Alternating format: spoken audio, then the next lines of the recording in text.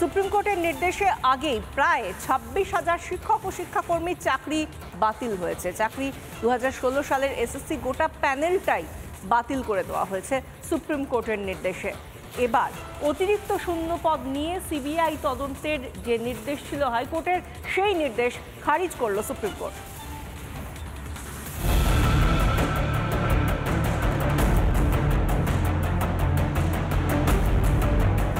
শাসকের পাহাড় প্রমাণ দুর্নীতি, সবেমাত্র সুপ্রিম কোর্টের নির্দেশে চাকরি গিয়েছে এসএসসির প্রায় 26,000 শিক্ষক ও শিক্ষাকর্মীর।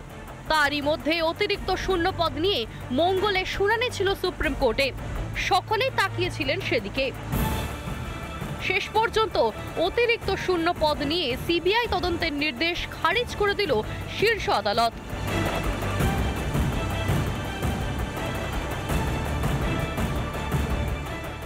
ওয়েস্ট বেঙ্গলের এসএসসি কেসে সুপার নিউমারারি পোস্ট ক্রিয়েশনে রাজ্য সরকার চ্যালেঞ্জ করে কলকাতা হাইকোর্টের অর্ডার যে সিবিআই এর তদন্ত হবে কি হবে না, এবং এটার আপডেট যেটা আমরা জানতে পাচ্ছি সরাসরি সুপ্রিম কোর্ট থেকে, যে প্রধান বিচারপতির বেঞ্চ এই পার্টিকুলার চ্যালেঞ্জটা যেটা রাজ্য সরকার দিয়েছিল সিবিআই এর তদন্ত হবে কি হবে না সুপার নিউমারারি পোস্ট, সেটাকে খারিজ করে দেয়। সিবিআই তদন্ত নবম দশম একাদশ দ্বাদশ গ্রুপ সি গ্রুপ ডি নিয়ে বা প্রাইমারি নিয়ে যেমন চলছিল সেরকম চলবে।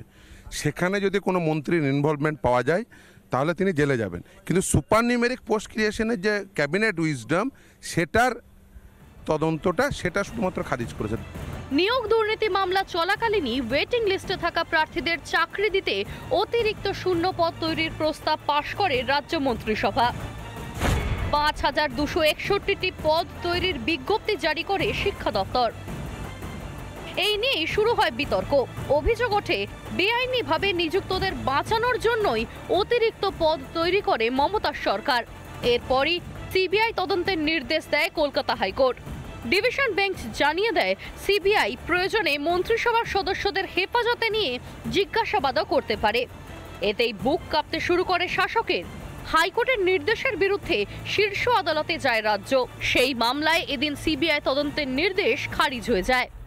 রাজ্য সরকারও একটা সাংবিধানিক সংস্থা, তারা একটা কালেকটিভ ডিসিশন নিয়েছে, সেটার সঙ্গে কোনো রকম ফৌজদারি আইন খাটে না।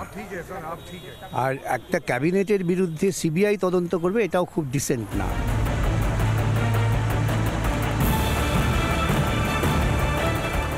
আমি এই রায়ের ফলে খুব আনন্দিত।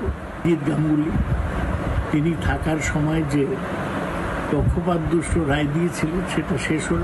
এর ফলে প্রমাণ হলো যে সরকার যে সুপার নিউমারারি পোস্ট তৈরি করেছিল সেগুলো বৈধ। যাদের জন্য চাকরি গেল, যাদের চাকরি যাওয়ার কথা নয়, তারা তাদের ক্ষতি হলো, আর যারা এই চাকরিটাকে খেলো তারা এখনো চাকরি করে যাচ্ছে।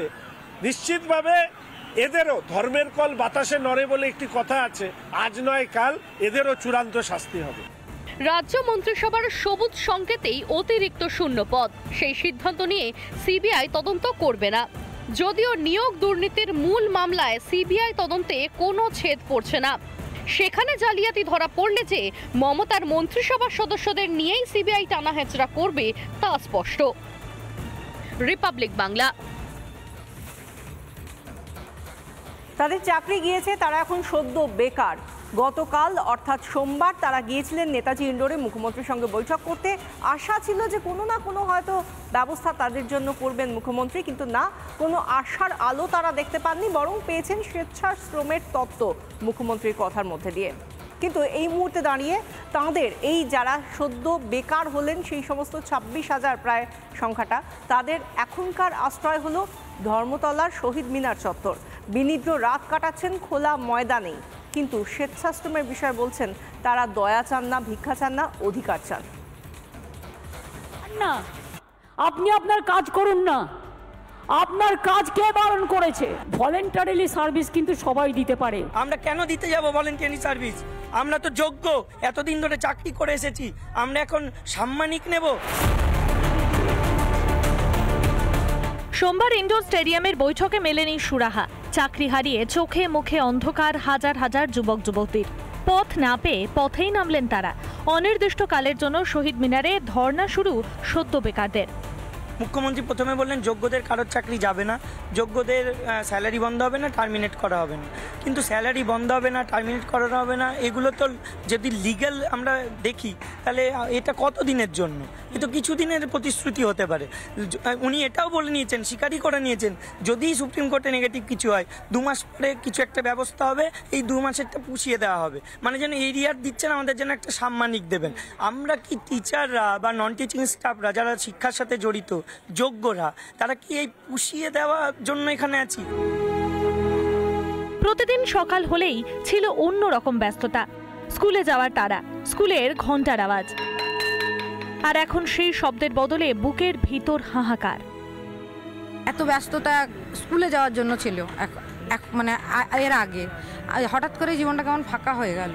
স্কুল নেই, স্টুডেন্ট নেই, ক্লাস নেই, ব্ল্যাকবোর্ড নেই, সিলেবাস শেষ করার তাড়া নেই, খাতা দেখা নেই, এইগুলো ছাড়া থাকতে হবে এটা ভাবিনি। এটা ছাড়া জীবন চালাতে হবে, জীবন এটা ছাড়া যে আমাদের জীবন, এইটা জীবনটাই নেই মনে হচ্ছে। সোমবার নেতাজি ইন্ডোরের বৈঠকে চাকরিহারাদের স্বেচ্ছাশ্রমের পরামর্শ দিয়ে কাটা ঘায়ে নুনের ছিটে দিয়েছেন মমতা বন্দ্যোপাধ্যায়। যৌথ সংগ্রামী মঞ্চের সাফ বার্তা, কোনো স্বেচ্ছাশ্রম নয়। প্রথম দাবি মিরর ইমেজ, কোথা থেকে কিভাবে কি খুঁড়ে কি তালা খুলে আপনি নিয়ে আসবেন, নিয়ে আসুন, প্রডিউস করুন। 2, আপনি এইটা করবেন যোগ্য আর অযোগ্য এই লিস্টটা আলাদা করে সার্টিফাই করে, এটা দায়িত্ব এসএসসির। মুখ্যমন্ত্রী বলেছেন সুপ্রিম কোর্ট লিস্ট দিয়ে দিক, সুপ্রিম কোর্ট কেন দিতে যাবে? দায়িত্ব তো এসএসসির। এটাও বলছেন ভলেন্টিয়ারি সার্ভিস দিতে হবে। আমরা কেন দিতে যাব ভলেন্টিয়ারি সার্ভিস? আমরা তো যোগ্য, এতদিন ধরে চাকরি করে এসেছি, আমরা এখন সাম্মানিক নেব? সত্যি কি রাজ্যের শিক্ষা ব্যবস্থায় অন্ধকার ঘনিয়ে এলো? সরকার মানে তো একটাই ব্যক্তি, মমতা বন্দ্যোপাধ্যায়। মমতা বন্দ্যোপাধ্যায়ের অপদার্থতা, মমতা বন্দ্যোপাধ্যায়ের চৌর্যবৃত্তির কারণে আজকে এরা সাফার করছে। যে রাজ্যের মুখ্যমন্ত্রী মমতা বন্দ্যোপাধ্যায়, সেই রাজ্যে কেউ ভালো থাকতে পারে? সমাজের মেরুদণ্ড শিক্ষক, কিন্তু আজ মেরুদণ্ড ভেঙে গিয়েছে তাঁদেরই।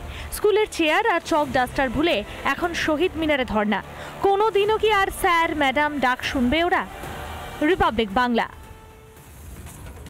নানা ধরনের কন্টেন্ট দেখার জন্য লাইক করুন, শেয়ার করুন আমাদের ফেসবুক পেজ, সাবস্ক্রাইব করুন আমাদের ইউটিউব চ্যানেল। পাশাপাশি অন্যান্য ব্রেকিং নিউজের জন্য অবশ্যই চোখ রাখুন রিপাবলিক বাংলায়।